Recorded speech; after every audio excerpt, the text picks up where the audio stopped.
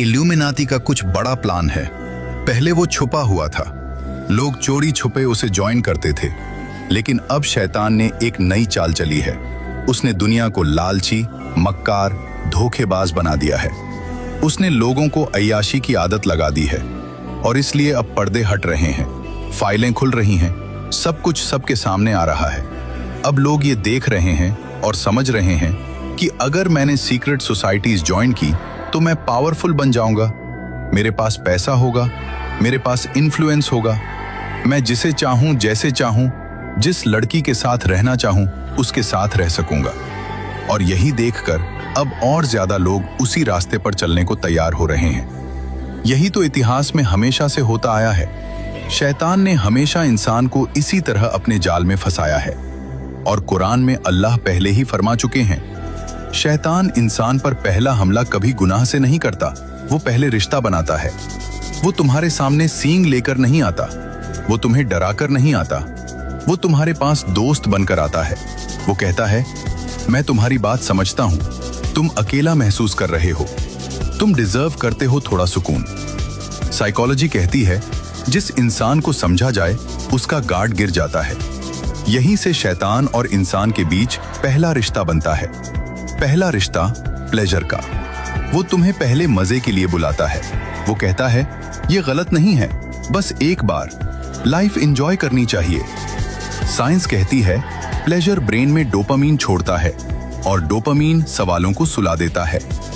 यही इंसान अपनी पहली लकीर पार करता है और शैतान कुछ नहीं कहता, वो बस देखता रहता है। दूसरा रिश्ता लालच का। अब वो अगला कदम बढ़ाता है। अब वो कहता है, तुम यहीं क्यों रुक गए, तुम इससे ज्यादा के लायक हो, पावर तुम्हारा हक है।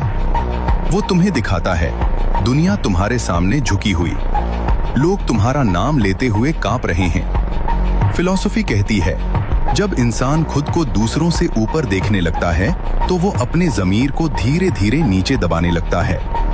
अब इंसान कहता है, रिजल्ट के लिए थोड़ा सा कॉम्प्रोमाइज चलता है और यहीं शैतान मुस्कुराता है। तीसरा रिश्ता गुनाह और डर का। अब तुम जान चुके होते हो कि जो कर रहे हो वो गलत है, लेकिन अब शैतान डर दिखाता है। वो कहता है, अब पीछे गए तो सब खत्म, लोग जान जाएंगे, तुम बर्बाद हो जाओगे। साइकोलॉजी इसे कहती है फियर बॉन्ड। अब इंसान शैतान से नफरत नहीं करता, वो उससे डरता है। यहीं से बाल शुरू होता है। बाल कोई मूर्ति नहीं था, बाल एक डील था।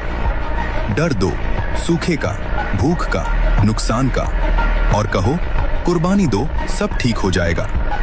साइंस कहती है, फियर में इंसान लॉजिक नहीं सुनता, सिर्फ सर्वाइवल देखता है। यहीं पूजा शुरू होती है दिल में। फिरौन ने मूर्ति हटाई और खुद को रिश्ता बना लिया। वो बोला, मैं तुम्हारा रब हूं। अब इंसान सत्ता से रिश्ता बनाता है, डर सजा का, लालच कुर्सी का।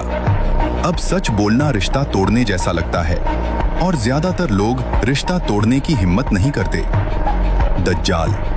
जब सिस्टम ही दोस्त बन जाए, दज्जाल का दौर सबसे खतरनाक है। यहाँ शैतान दुश्मन बनकर नहीं आता, वो कहता है, मैं तुम्हारी लाइफ इजी बना रहा हूं, मैं तुम्हें प्रोटेक्ट कर रहा हूं। सिस्टम तुम्हारा दोस्त बन जाता है।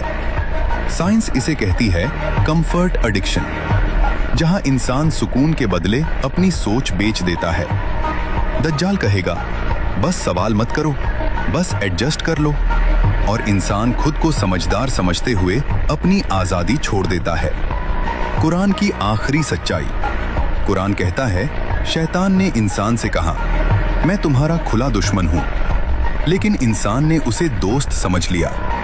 बाल ने डर से रिश्ता बनाया, फिरौन ने सत्ता से, दज्जाल सुविधा से, और तीनों का मकसद एक ही था, इंसान को इंसान न रहने देना।